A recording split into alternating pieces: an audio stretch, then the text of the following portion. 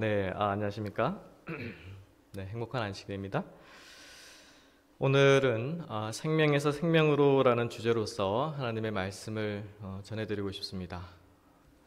먼저 그림을 보시면 이 겨울과 봄의 모습을 볼 수가 있습니다. 이 설교 말씀을 준비하면서도 이제 그런 생각을 했습니다. 오늘 준비된 안식일이 조금 따뜻했으면 좋겠다라는 생각을 했습니다. 그러면 이게 말씀이 연결이 되어서요. 아마 겨울을 다들 경험을 하셨습니다. 추운 겨울이었죠. 굉장히 매섭고 비록 눈은 오지 않았지만 그런 추운 겨울을 지내고 이제 따뜻한 봄의 기운이 이제 풍겨지고 있습니다. 이제 앞으로는 새싹이 이렇게 땅 속에서 움돋고 나타나는 모습을 보실 겁니다. 그리고 이런 아름다운 모습, 그 꽃의 모습도 보실 건데요. 이 그림은 아마 김천에서 유명한 곳이죠. 연화지입니다. 연화지 가시면은 벚꽃이 필 무렵에 4월 달에서 5월 달에 가시면은 밤에 이렇게 아름다운 광경을 보실 수가 있으실 겁니다. 그래서 이러한 천연계의 변화, 그 아름다움을 보시면서 어떤 생각이 드십니까? 우리가 표면적으로는 계절이 변하는구나, 이제 따뜻해지는구나 라고 생각합니다. 그리고 꽃이 피면 꽃이 참 아름답다라는 생각을 합니다. 그렇죠? 그렇지만 우리 그리스도인들은 이 천년계를 통해서 무엇을 발견합니까? 시편의 말씀에 보면 이렇게 나와 있습니다. 시편 19편 1절에서 4절입니다. 하늘이 하나님의 영광을 선포하고 궁창이 그의 손으로 하신 일을 나타내는 도다. 날은 날에게 말하고 밤은 밤에게 지식을 전하니 언어도 없고 말씀도 없으며 들리는 소리도 없으나 그의 소리가 온 땅에 통하고 그의 말씀이 세상 끝까지 이르도다. 하나님이 해를 위하여 하늘에 장막을 베푸셨도다. 우리가 이러한 천년계의 변화, 천년계 가운데서 아름다운 모습들을 바라보면서 이 세상을 창조한 창조주를 기억하게 됩니다. 그게 그리스도인들의 특징이에요. 그래서 특별히 시편의 말씀을 통해서 비록 언어도 없고 하나님의 말씀이 글로서 보이지 않는다 할지라도 이 천년계의 변화를 통해서 우리 모든 그리스도인이나 비그리스도인이나 온 세상의 거민들에게 선포하는 것은 이 세상이 하나님께서 만드셨다라는 것을 선포하고 있습니다.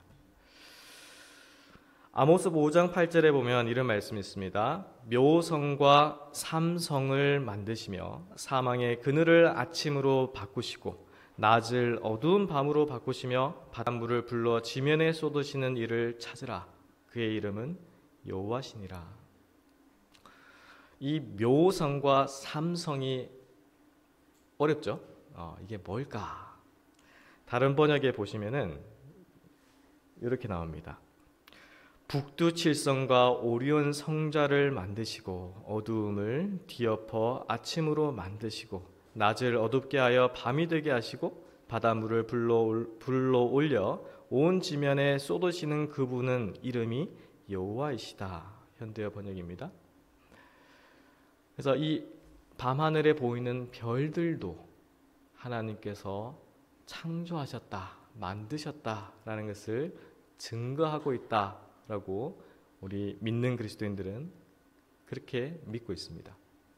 그래서 이 온 세상 만물을 창조하신 분이 계시고 그분이 바로 여호와 하나님이시고 바로 우리가 믿는 예수 그리스도가 창조주이심을 우리는 믿고 있는 것입니다. 자, 덧붙여서 한 말씀을 더 보면요. 로마서 1장 20절 말씀입니다. 창세로부터 그의 보이지 아니하는 것들 곧 그의 영원하신 능력과 신성이 그가 만드신 만물에 분명히 보여 알려졌나니 그러므로 그들이 핑계하지 못할지니라. 과학자들 가운데서 많은 과학자들이 실질적으로 과학적 증거에 의해서 그들은 살아갑니다. 그래서 그 과학적 증거가 이해되지 않고 받아들여지지 않으면 믿지 않습니다. 그게 과학자의 특징입니다. 근데 아이러니하게도 특별히 별을 연구하는 천문학자들 아니면 여러 과학자들 가운데서 그 과학을 심취해서 연구하고 그 연구한 결과를 통해서 그들이 그리스도인이 됩니다. 신앙을 하게 됩니다. 그런 케이스가 참 많습니다. 왜냐하면 인간의 지혜로서는, 지식으로서는 도저히 설명할 수 없고 풀 수 없기 때문에, 신기하기 때문에, 이것은 인간에 의해서 이루어지지 않음을 그들도 인정하고, 하나님께서 특별한 존재가 이 만물을 만드셨다라고 인정하고 믿게 됩니다. 우리는 하나님의 말씀이 있습니다. 성경을 통해서 더욱 분명하게 이 창조에 대해서, 이 온 세상 만물이 우연히 만들어진 것이 아니라 하나님에 의해서 지어졌다는 것을 우리는 더욱 믿음의 확신을 가지고 바라봐야 합니다. 그러면 왜 하나님께서는 어떠한 목적으로 이 세상에서 우리가 눈에 보이고 느껴지고 들리고 모든 것들이 그렇게 느껴지고 보이고 들리도록 우리에게 나타내 주셨을까요? 왜 우리가 그러한 경험 가운데서 살도록 하셨을까요? 하나님의 목적이 있음을 우리는 생각할 수가 있는데요. 증언의 말씀에 이렇게 기록되어 있습니다. 저희들은 또한 만상과 성경 두 곳에서 다 그리스도를 나타내고 있는 것과 또한 그리스도께서 진리를 설명하기 위하여 쓰신 것들을 일일이 찾아내어야 한다. 이리하여 저희는 나무와 등굴에서, 백합과 장미에서, 또 해와 별에서 그리스도를 보게 될 것이다. 저희는 또한 새들의 노래에서, 나무의 우는 소리에서, 으르렁거리는 뇌성에서, 또 바다가 내는 음조 속에서 그리스도의 음성을 듣게 될 것이다. 그리하여 천년계에 있는 모든 사물은 저희에게 그리스도께서 주신 귀한 교훈을 반복하여 가르칠 것이다. 그래서 우리는 그 가르침 가운데서 살고 있는 것입니다. 단지 그것을 깨닫지 못하는 케이스가 있는 것이죠. 우리에게 보여주시는 것은 하나님의 목적이 있습니다. 우리에게 들려주시는 것은 하나님의 목적이 있습니다. 그 가운데서 살면서, 그 가운데서 생애하면서 그리스도를 발견하라. 그리스도의 진리를 마음에 더욱 굳건히 간직하도록 하라. 그래서 우리에게 주시는 것이 경험입니다. 경험. 그래서 우리가 지나치는 길거리에서, 아니면 우리가 반복적으로 가는 그 일터에서도 마찬가지입니다. 그것을 너무 단순하게, 아니면 어떤 의미를 두지 않고 바라보지 않으시기를 바라겠습니다.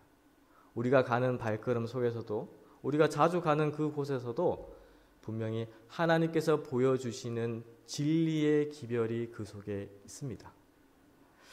저도 개인적으로 이렇게 계절의 변화의 모습을 보면서 그런 생각을 가지게 되었는데요. 그래서 이 그림에서처럼 겨울에는 앙상하던 가지들이 어떻습니까? 계절이 변하면서 이렇게 아름다운 열매를 맺는 그러한 모습들을 우리가 바라볼 때도 마찬가지입니다. 그것이 그냥 농부가 열심히 일을 해서, 물론 열심히 일을 하죠. 돌보죠. 그렇지만 그 열심히 돌본다 할지라도 하나님께서 이끄시는 그 계절의 변화가 없다면 그 열매가 맺힐까요? 결코 맺히지 않겠죠. 그래서 모든 일에는 하나님의 섭리가 그 속에 있음을 우리는 기억해야 됩니다. 특별히 이 시간에는 조금 더해서 저는 우리 인간의 몸에 대해서 좀 생각을 하게 되었습니다. 우리 인간의 몸은 한 몇 개의 세포로 이루어졌다라고 아십니까? 한 몇 개 정도 될까요? 한번 상상하시는 대로 한번 말씀을 해보실까요? 한 몇 개 정도의 세포로 이루어졌을까요? 세포. 많이 잡으셨어요. 100조. 약 이제 성인 남성의 이제 실험을 했는데 약 60조 개의 세포로 이루어져 있다라고 합니다. 60조 개. 그래서 상상이 안 됩니다. 왜냐하면 이 세포라는 것은 우리가 생각하는 피, 이런 피도 맞지 않습니까? 이 혈액도 세포로 구성되어 있는 하나의 물질입니다. 그것이 액체로 나타난 것이고요. 그리고 이 60개조의 세포가 매일 약 3,300억 개의 세포가 교체되고 있습니다. 지금 이 순간에도. 그래서 우리가 살고 있는 것입니다. 그리고 1초에 그거를 환산해 보니까는 약 380만 개의 세포가 죽는 세포도 있고요. 새로 살아나는 세포도 있습니다. 1초에. 그래서 이 하루에 그렇게 3,300억 개의 세포가 교체되면서 그 대부분의 세포들이 이 혈액 세포가 86%입니다. 그러니까 피가 바뀌는 거죠. 적혈구, 백혈구 많이 들어보셨을 겁니다. 그 피가 계속 순환을 하면서 오래된 세포들은 죽고요. 죽는다는 표현을 쓰겠습니다. 죽고요. 새로운 세포로 그 자리를 채우고 있습니다. 그래서 우리가 매일매일 이렇게 사는 겁니다. 조금 더 어려운 단어를 좀 쓰겠습니다.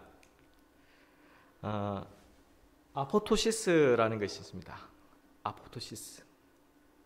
아포토시스가 뭐냐면 그 죽고 사는 세포들 가운데서 이 자발적 죽음, 규칙적 죽음, 즉 스스로 내가 이 새로운 세포를 위해서 죽어야겠구나라고 생각하고 스스로 죽는 세포들이 아포토시스입니다.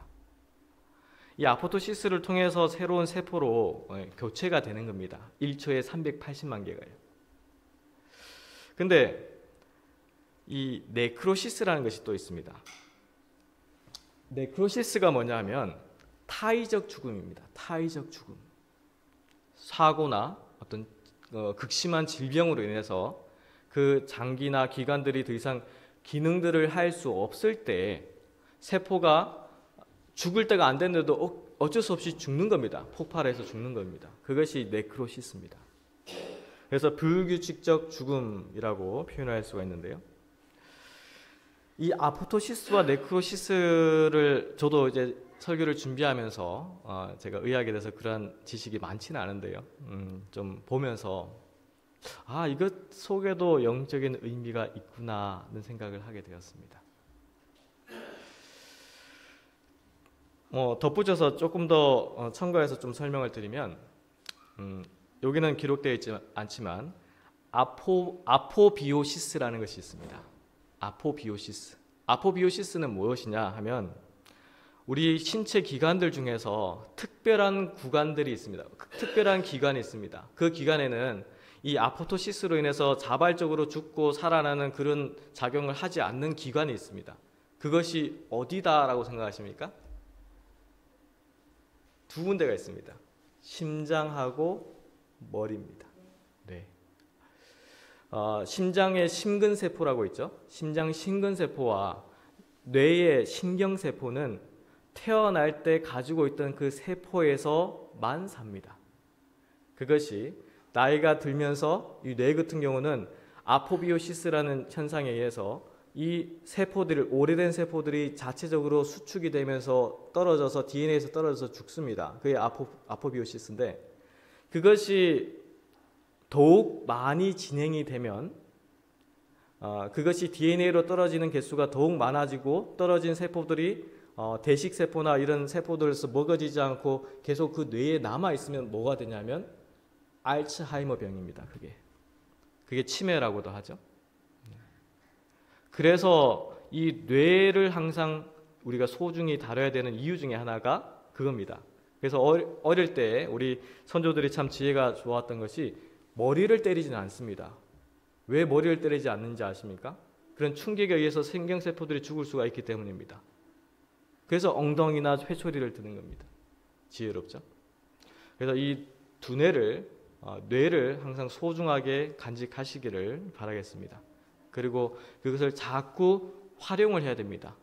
그러니까 나이가 들면서 이 세포들이 제대로 기능을 하지 못하는 것은 노환에 의해서 어쩔 수 없습니다. 그렇지만 그 세포들을 얼마나 자주 활용하느냐, 그것이 굉장히 건강을 지키는 데 중요하다라고 말씀을 일단 드리겠습니다. 그래서 이 피부가 이렇게 변하는 모습을 우리가 또 볼 수가 있는데요. 자, 아기 때의 피부 굉장히 탱글탱글하고 뭔가 생동감이 넘치고 그러죠. 근데 이제 시간이 지나면서 이 어린이로 이렇게 변하게 되고요. 그래도 이때까지만 해도 피부가 좋아요. 그리고 우리 청년 때 또 피부도 활력이 있죠. 우리 성경자매를 보면 아마 아실 겁니다. 이 활력이 넘치는 상태를 아실 겁니다. 그리고 이제 좀 더 나이가 들면 어떻습니까? 이제 피부에 주름도 생기고 흰머리도 이렇게 생기고 변합니다. 검버섯도 생기고 변합니다. 그게 왜 그러냐면 의학적으로는 이 아포토시스 현상으로 인해서 이것이 죽은 세포가 있으면 그 죽은 세포만큼 새로운 세포가 교체가 되어야 되는데 이것이 노환에 의해서 나이가 들면서 이 나이가 들어서 떨어졌는 세포들이 교체가 제대로 이루어지지 않는 것입니다. 그래서 이 피부로 나타나고 어떤 머리카락으로 나타나고 이렇게 나타나는 것이죠. 그래서 이 육체적인 현상은 자연스러운 어떤 생리적 현상입니다. 우리가 젊음을 다시 되돌릴 수는 없지 않습니까? 그냥 우리의 육신을 가지고 있기 때문에 내가 원하든 원하지 않든 주름이 생기게 되고 흰머리가 생기게 되고 결국에는 이 흙으로 돌아가게 됩니다. 그게 육신의 모습입니다. 하지만 오늘 말씀드리고 싶은 것은 우리의 영적인 상태는 어떻게 해야 할까요? 영적인 상태는 자, 내가 나이가 들면서 드시면서 내가 주름이 생기고 흰머리가 생기고 힘이 없어지고 모든 일에 의욕이 없어지고 자주 까먹고 자, 그러한 현상들이 육신에서 나타날 때 우리의 영적인 상태도 내 육신의 상태와 같이 그렇게 변하는 것이 합당할까요? 당연할까요? 저는 오늘 이 말씀을 통해서 그렇지 않다라고 말씀드리고 싶습니다. 우리의 영적인 상태는 우리의 매일매일의 삶에서 우리가 어떠한 태도로서 하나님을 바라보고 생애하느냐에 따라서 영적인 젊음을 유지할 수 있다라는 것입니다. 자, 우리가 신체를 이렇게 육신의 상태를 세포를 통해서 봤습니다. 자, 날마다 생성되고 가져야 할 영적 세포는 무엇일까요? 그러면 우리가 영적으로 젊음을 나는 유지하고 싶은데 어떻게 해야 그 젊음을 유지할 수가 있을까요? 그걸 알아야겠죠.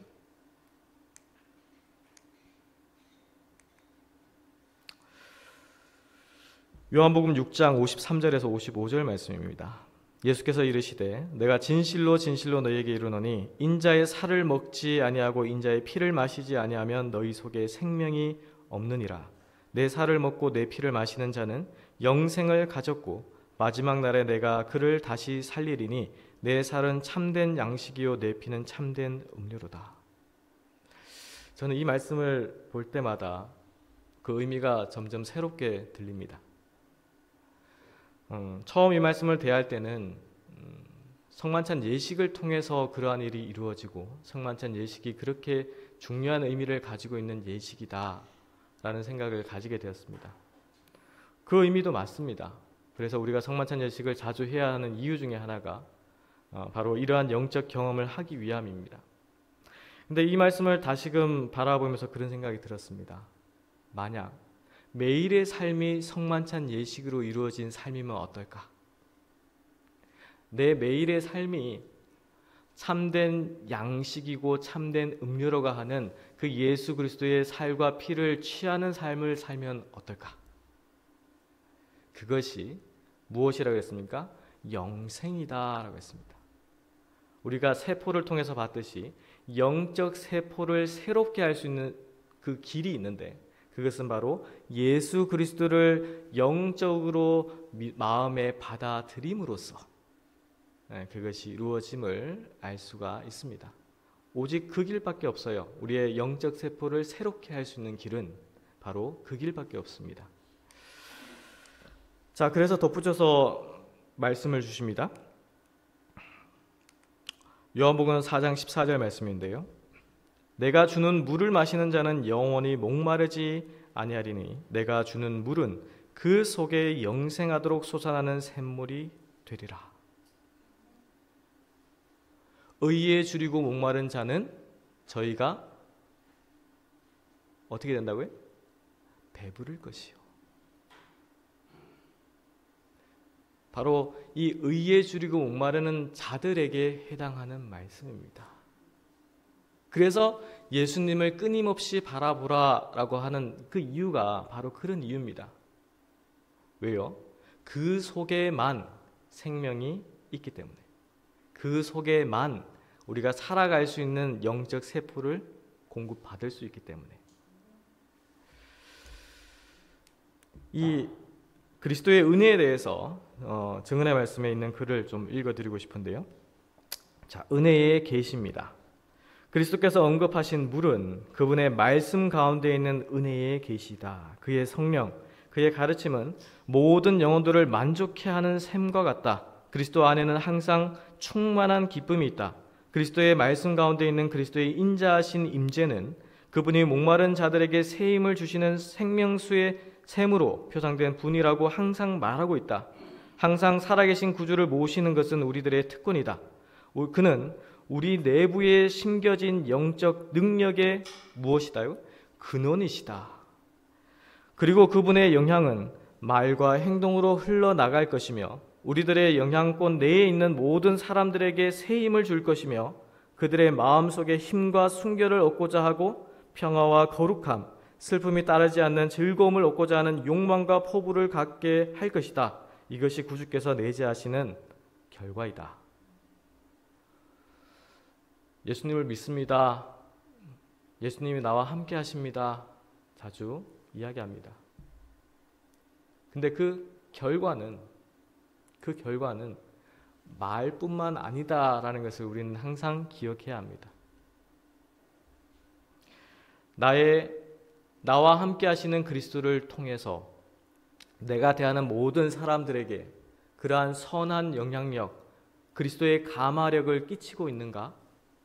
내가 하는 말이나 행동을 통해서 이 영혼이, 그리고 저 영혼이 이 땅의 것을 사모하는 마음에서 하늘을 사모하는 마음으로 변하는 경험이 이루어지고 있는가? 그것이 우리 내부의 영적 능력의 근원 되신 그리스도가 함께 하신다라는 증거가 될 것입니다. 단순히 말로서만 이야기하는 것이 아니고요. 우리의 마음으로부터 우리의 행동이, 우리의 생애가, 우리의 품성이 정말 그리스도의 모습으로 나타나는 것이 바로 그리스도가 그와 함께 하신다라는 결과입니다. 그 경험은 매일의 경험에서 살아있는 세포를 우리가 취해야죠. 믿음으로 경험해야죠. 품성에 대해서 자주 이야기합니다. 어떻게 하면 그리스도의 장성한 분량까지 품성의 완성을 이룰 수 있을까? 그래서 어떤 그리스도인들은 그것은 불가능하다라고 얘기합니다. 그래서 이 땅에서의 그 과정을 통해서 그것은 불가능하다라는 주장을 하는 설교도 제가 들은 적이 있습니다. 하지만 하나님의 말씀을 통해서는 그것이 가능하다라는 표현보다는 된다라는 표현이 맞는 것 같습니다. 그럼 어떻게 이 신의 성품에 참여하는 자, 완전한 품성의 계단으로 완성될 수 있을까? 베드로후서 1장 5절에서 7절에 있는 말씀입니다. 그러므로 너희가 더욱 힘써 너희 믿음의 덕의 지식을, 지식의 절제를, 절제의 인내를, 인내의 경건을, 경건의 형제 우애를, 형제 우애의 사랑을 더하라. 이 말씀을 어떻게 바라보십니까? 어떻게 이해하십니까? 좋은 말씀. 내 속에는 그러한 믿음이나 덕이나 절제나 인내나 경건이나 형제 우애나 사랑이 있는가라고 아마 생각을 하실 수가 있습니다. 근데 저는 이 말씀을 계단으로, 아니면 우리가 산에 가면은 이렇게 돌로 이렇게 쌓아놓은 돌탑을 보실 때가 가끔 있으시죠? 물론 이제 다른 의미로 이 돌탑을 쌓으시는데, 저는 그 돌탑의 자체를 바라보면서 이 품성의 계단을 좀 생각을 하게 되었습니다. 먼저 이 그리스도의 품성으로 변화되고 그 품성을 우리가 가지기 위해서는 가장 바탕이 되어야 되고 기초가 되어야 되는 것이 무엇입니까? 그게 바로 믿음입니다. 믿음. 견고한 믿음의 바탕 위에 덕이라는 것은 선함이라고 표현할 수가 있습니다. 착한 행실, 착함이라고도 할 수 있습니다. 그 덕을 쌓는 것입니다. 믿음과 덕과 절제나 인내가 이게 따로따로 있는 것이 아니고요. 믿음 위에 덕을 쌓고, 그래서 더하라라고 표현을 한 겁니다. 덕을 쌓고 덕에 하나님을 아는 지식을 쌓고, 하나님의 지식을 알다 보니까 어떻습니까? 내가 이전에 생활하던 모습, 내가 죄를 짓던 그 모습, 그것이 하나님을 아니까 어떻게 됩니까? 나는 이 땅에서는 비록 보잘것없는 존재지만 하나님을 통해서 나는 하늘 왕의 자녀임을 나는 알게 되었어. 하늘 왕의 가족이래. 그러니까 어떻습니까? 왕의 자녀로서 어떻게 생애를 해야 되는가도 우리는 배우게 됩니다. 그래서 영어인가요? 하여튼 스페인어인가요? 노블리제 오블리제라고 하죠. 네? 그 품격에 맞춰서 생애하는 것이 무엇인지를 우리는 경험하게 됩니다. 그래서 그 가운데서 절제, 버려야 할 것은 버리고 취해야 할 것은 취하고 변화될 것은 변화되는 경험을 하게 됩니다. 그게 절제입니다. 근데 이 절제를 하는데 쉬울까요? 어렵죠. 내가 예전부터 굳어있던 그런 모습들이 예수님을 통해서 변화되는 그 경험들을 하는데 그것이 계속 마음속에서 내 생애 속에서 충돌이 일어납니다. 그래서 그때에 필요한 것이 뭡니까? 인내. 참고 견디고 어떻게든 그리스도 안에서 승리하는 경험을 위해서 나아가는 경험, 그 인내의 경험을 하게 됩니다. 그 인내의 경험을 통해서 도달하는 위치가 뭡니까? 예전과는 완전히 변화된 모습, 이 경건이란 거룩함, 하나님과 함께하는 자라는 그 모습이 나의 생애를 통해서 나타나게 됩니다. 이게 경건입니다. 그 경건한 모습으로 우리가 옆에 있는 형제 자매들을 바라보니까 어떻습니까? 이전에는 내가 인간의 시선으로 인간의 어떤 선입견이나 판단으로 바라보던 그 형제 자매들이 하나님의 마음으로 바라보게 됩니다. 그때에 형제 우애가 나타납니다. 이것은 단순히 어떤 비즈니스 관계로서 형제를 위하는 것이 아니고요. 정말 하나님의 마음으로 형제 자매를 바라보기 때문에 형제 우애가 나타나는 것입니다.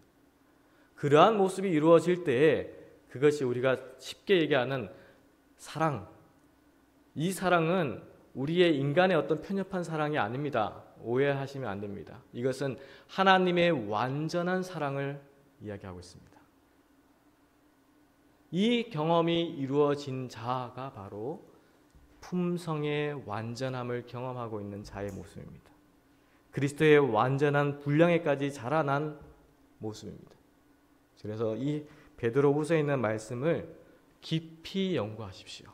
이 말씀 속에는 우리가 도달해야 할 목표가 그 속에 포함되어 있습니다. 그래서 이 기별을 우리가 가지고 있다, 알고 있다 하지만 그 기별을 어떻게 증거하고 전해야 될까를 더욱 고심을 해야 합니다. 그리고 그 기별을 전할 수 있는 방법에 대해서도 하나님께서는 친절하게 우리에게 가르쳐 주셨습니다. 리뷰 앤 헤랄드에 있는 말씀인데요. 우리가 특권으로 받은 위대한 진리와 함께 우리들은 성령의 능력으로 생명의 빛의 통로가 되어야 하며 또 될 수도 있다. 그 다음 우리는 은혜의 보좌로 나아갈 수 있을 것이며 언약의 무지개를 바라보면서 통회하는 마음으로 무릎을 꿇고 영적인 열성을 가지고 하늘나라를 구할 수가 있을 것이다. 그러면 그 열성은 보상을 가져올 것이다. 야곱처럼 육신의 힘을 들여서 그렇게 할 것이다. 그러면 우리의 기별은 구원에 이르는 하나님의 능력이 될 것이다. 우리의 강구는 열성으로 충만할 것이며 자신이 참으로 공공하다는 느낌이 가득할 것이며 그때에 하나님은 우리를 물리치지 않으실 것이다. 우리는 우리의 생활과 품성 그리고 하나님의 제단에서 가져온 핀 숯불로 정결케 되는 입술로 진리를 나타낼 것이다. 이 경험이 우리의 것이 될 때 우리가 그토록 소중하게 간직하고 있던 비천하고 공공한 자아라는 굴레를 벗어버릴 수가 있을 것이다. 너무나 친절하지 않습니까? 우리가 말씀을 통해서 다 알고 있습니다. 예수님께로 더 가까이 나아가기 위해서는 내 자아가 죽어야 한다라는 것을 알고 있습니다. 근데 어떻게 죽어야 할까? 죽어라 죽어라 한다고 죽어집니까? 결코 그렇게 안 되더라고요. 안 됩니다. 하나님의 계획과 하나님의 가정에는 순서가 있습니다.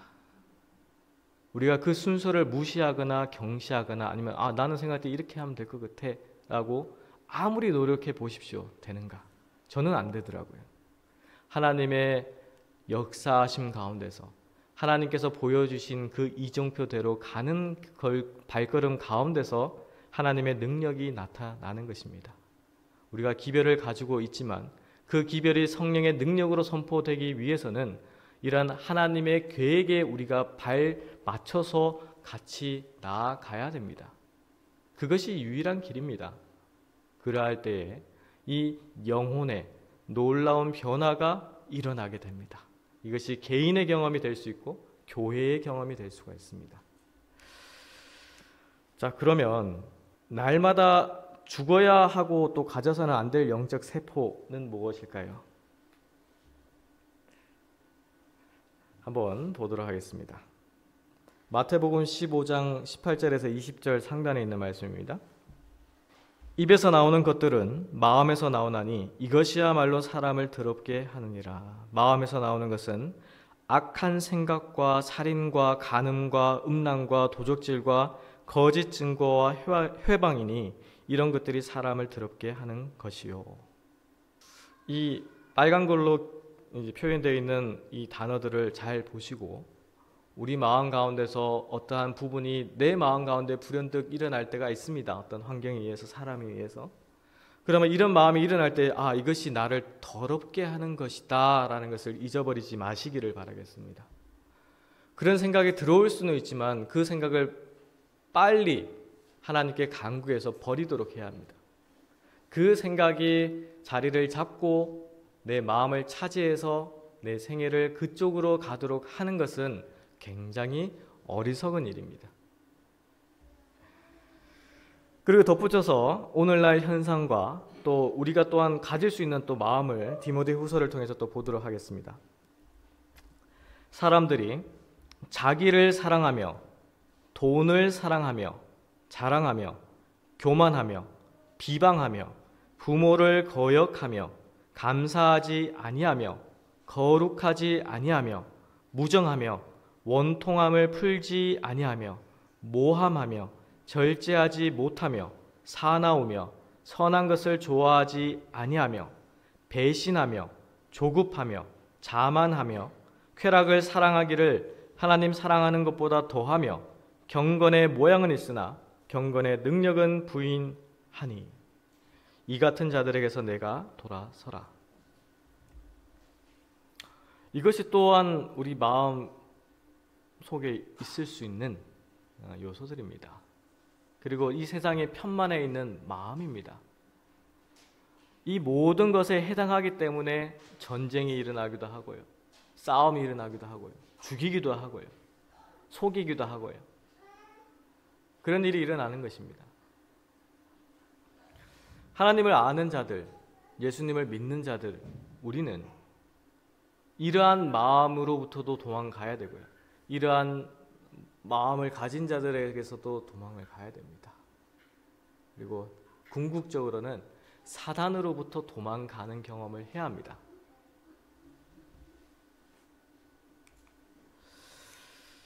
그래서 지금 예수 그리스도의 십자가를 바라보고 계십니까? 우리가 사는 매일의 삶 속에서 예수 그리스도의 십자가를 바라보는 생애를 살고 계십니까? 예수 그리스도의 십자가를 매일 매순간 바라보고 생애한다는 것이 어떠한 의미입니까? 베드로후서 3장 11절에서 14절 말씀을 읽어드리겠습니다. 이 모든 것이 이렇게 풀어지리니 너희가 어떠한 사람이 되어야 마땅하냐? 거룩한 행실과 경건함으로 하나님의 날이 임하기를 바라보고 간절히 사모하라. 그날에 하늘이 불에 타서 풀어지고 물질이 뜨거운 불에 녹아지려니와 우리는 그의 약속대로 의가 있는 곳인 새 하늘과 새 땅을 바라보도다.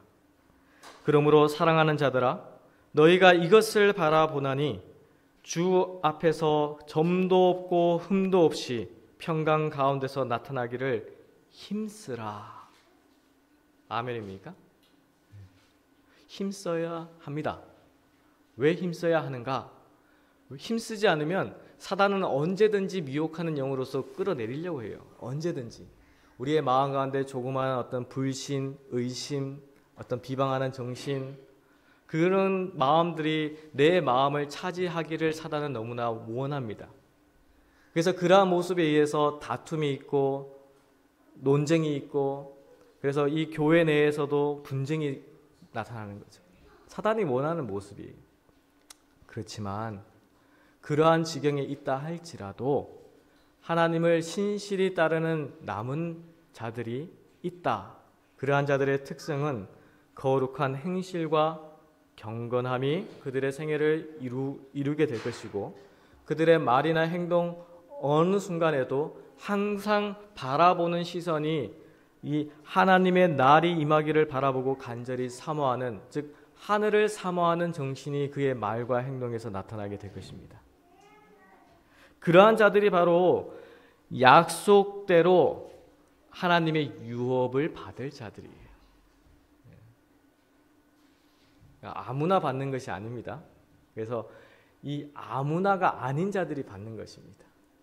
그래서 그 아무나가 아닌 자들이 되기 위해서 우리는 힘써야 합니다. 어떤 내가 고행을 해서, 아니면 내가 특별히 어떤 큰 일을 해서 그런 것에 힘쓰라는 것이 아니고요. 힘씀은 하나님께서, 예수님께서 나를 굳건한 그분의 팔로서 붙들고 계시다라는 그 믿음을 잃어버리지 않는 것입니다. 그게 힘쓰는 겁니다. 그러한 마음을 가진 자들이 날마다의 생애에서 영적인 살아나는 세포의 경험을 하고 있는 자들입니다. 요한일서 5장 12절 말씀입니다. 아들이 있는 자에게는 생명이 있고 하나님의 아들이 없는 자에게는 생명이 없느니라. 구원의 핵심 열쇠는, 키는 예수 그리스도입니다. 예수 그리스도가 그 마음 가운데 있는 자에게는 생명이 있고요, 예수 그리스도가 그 마음 가운데 없는 자에게는 생명이 없습니다. 순수한 신앙은 착한 행실을 나타낼 것인데, 착한 행실은 곧 믿음의 열매인 까닭이다. 하나님께서 마음에 역사하시고 사람이 자기의 의지를 하나님께 복종시키며 하나님과 협력할 때, 그는 하나님께서 성령을 통하여 역사하시는 바를 자신의 생애에서 실현해 보일 것이며, 마음의 목적과 생애의 실천 사이에 조화가 있게 될 것이다. 모든 죄는 생명과 영광의 주님을 십자가에 못 박게 한 가증한 것으로서 포기해야 하며, 신자들은 그리스도의 사업을 계속적으로 행함으로 진보적인 체험을 얻어야 한다. 의지의 지속적인 복종과 끊임없는 순종에 의해서 의롭다 하심의 축복을 받을 수 있다. 그래서 우리 그리스도인의 삶은 매 순간 어떠한 지경에 우리가 처한다 할지라도, 우리의 목숨이 경각에 달렸다 할지라도 우리는 하늘을 향해서 나아가는 발걸음입니다. 진보하는, 나아가는 발걸음입니다. 그러한 끊임없는 순종과 지속적인 하나님께 대한 복종에 의해서 의롭다 하심의 축복을 받는다. 참으로 하나님의 자녀로서, 구원받을 성도로서, 하늘왕국에 들어갈 자들로서 그 자격을 부여받게 되는 것입니다.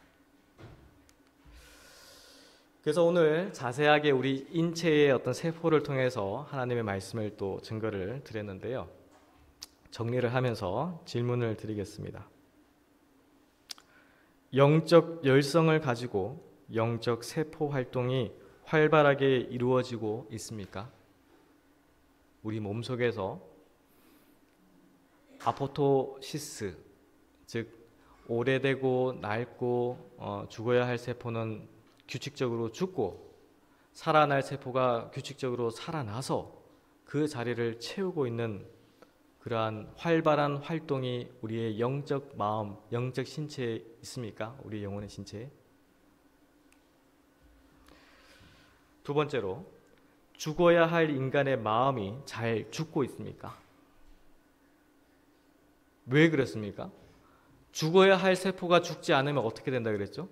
그것이 질병을 불러 일으켜서 암이 되기도 하고요. 그리고 이 죽음으로 이끌게 됩니다. 그래서 이 죽어야 할 세포들이 정상적으로 규칙적으로 죽을 때에 그것이 건강함입니다. 그래서 이 우리의 인간의 마음에 대해서 설명을 드렸죠. 그러한 마음들을 살펴보면서 내 마음에 그러한 인간의 마음이 그리스도의 보혈로 죽고 있는가, 그것을 살펴야 합니다. 자, 세 번째로, 살아야 할 하나님의 마음이 살아나고 있습니까? 죽는 것뿐만 아니라 그 동시에 어떻게 된다고요? 새로운 세포로, 살아있는 세포로 그 자리를 채워야 합니다. 그것이 이루어지지 않으면 그것도 병의 일종이 되겠죠. 그래서 이 죽는 것도 중요하지만 죽는 그 순간에 살아있는 영적 세포로 채우는 경험도 이루어져야 합니다. 자, 네 번째로, 자신을 낮추고 그리스도의 완전한 품성의 모습이 재현되고 있습니까? 영적으로 젊음을 유지하고 살아있다라는 말은 끊임없이 활동하고 있다라는 말로 표현할 수 있습니다. 그 말은 끊임없이 자신을 낮추고 자신을 하나님 앞에 굴복시키고 그리스도의 완전한 품성의 모습이 우리의 생애에서 거룩한 행실로 나타나는 모습입니다. 그것이 이루어질 때에 그것이 우리가 영원한 생명을 취하는가 아니면 영원한 죽음을 취하는가를 결정할 수가 있는 것입니다. 이 결정은 하나님께서 해주시는 것이 아닙니다. 우리가 하나님의 마음의 의지를 둠으로써 하나님께서는 이것이 우리 인간의 선택으로 남겨두셨습니다. 그래서 공의로우시고 자비로우시죠. 어떤 인형처럼, 로봇처럼 우리가 그냥 아무런 생각 없이 따라가는 것이 아니고요. 우리가 끊임없이 묻고 끊임없이 답을 듣고 그 가운데서 끊임없이 선택하면서 사는 삶입니다. 그래서 마지막으로 베드로후서 1장 10절의 말씀으로 오늘 이 시간을 마치겠는데요. 그러므로 형제들아 더욱 힘써 너희 부르심과 택하심을 굳게 하라. 너희가 이것을 행한즉 언제든지 실족하지 아니하리라. 부르심과 택하심은 특별한 축복입니다. 그리고 그 특별한 축복을 굳게 붙드는 경험, 이것도 하나님의 은혜입니다. 근데 그 은혜는 하나님 편에서만 하는 것이 아니라 우리 인간에게도 동의하고 따라오라라고 명령을 하십니다. 같이 가자라고 명령하십니다. 그래서 그 명령에 순종하고 따라가는 이들에게는 이것이 영적 축복으로 와닿을 것이요, 그것을 받아들이지 않고 따라가지 않으려고 하는 이들에게는 그것이 굉장히 큰 시험과 환난으로 올 수가 있습니다. 아포토시스와 네크로시스에 대한 설명을 드렸습니다. 아포토시스는 자발적 죽음, 규칙적인 죽음, 자연스러운 현상입니다. 우리의 영적 신앙도 하나님께서 명하시면 자연스럽게 그 말씀에 믿음으로 순종하고 나아가는 이들에게는 그것만큼 아름다운 축복이 없습니다. 근데 네크로시스처럼 어떤 사고나 질병, 어떤 어려움에 의해서 타의적으로 죽는 경험도 우리는 경험할 수가 있습니다. 그래서 우리에게 주시는 환난이나 시험을 경험할 때에도 그 속에서 영적 의미, 영적 교훈이 무엇일까를 생각하시기를 바라겠습니다. 그러한 경험을 통해서 과연 하나님께서 나에게 원하시는 것이 무엇인가? 물론 굉장히 아프지만, 슬프지만 그 가운데서 하나님의 목적과 섭리를 발견하는 자는 복받은 자들입니다. 그래서 그러한 복을 경험을 하고, 우리가 육신의 신체로는 연세가 드시면서 어쩔 수 없이 변하죠. 나이가 들고 결국에는 죽을 것이다 라는 것은 압니다. 모두가 다. 하지만 우리의 영적인 상태는 나의 육신의 상태와는 전혀 상관없이 내가 끊임없이 예수 그리스도를 바라보고 예수 그리스도와 함께 한다면 영적인 젊음을 끊임없이 유지할 것이다 라는 것도 우리는 믿음으로 받아들여야 합니다. 그러한 믿음이 있는 자들에게는 하나님께서 복의 복을 더 해주실 것입니다. 그래서 그러한 복을 경험하시면서 하루하루 생애하시기를 바라면서 오늘 말씀을 마치도록 하겠습니다. 네.